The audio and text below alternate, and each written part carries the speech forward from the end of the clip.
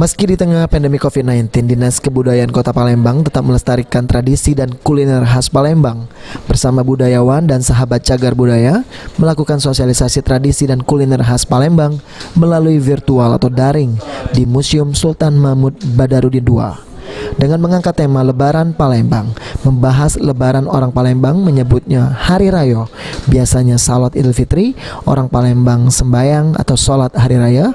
Tradisinya saat Lebaran, Palembang sujud-sujudan dengan orang tua, sanjo-sanjo dan lumpa-lumpaan. Sedangkan kulinernya khas Lebaran di Palembang, yakni lontong impit kuah dodo anam. Budayawan RM Ali Hanafia berharap tradisi dan kuliner khas Palembang tetap dilestarikan oleh anak muda atau kaum milenial, sehingga generasi akan datang masih bisa menikmati tradisi dan kuliner khas Palembang ini. Itu Lebaran di Palembang, artinya ada cara wong Palembang Lebaran. Lebaran itu wong Palembang nyebutnya Hari Ayo.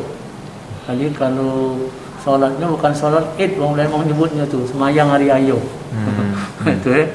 Nah, jadi itulah yang akan kita informasikan atau yang akan kita bahas hari ini.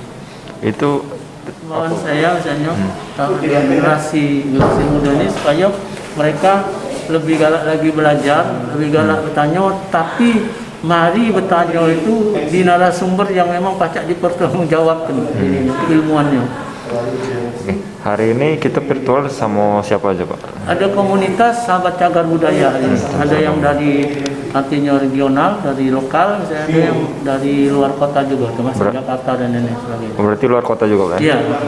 Oke, siap. Sampai kapan ini, Pak? Kita sampai dari pukul 10 ini sampai dengan pukul 1 insya Allah. Dinas Kebudayaan Kota Palembang menghimbau masyarakat Kota Palembang untuk menjaga tradisi dan kuliner khas dari Kota Palembang. Abidin Riwan, Topal TV.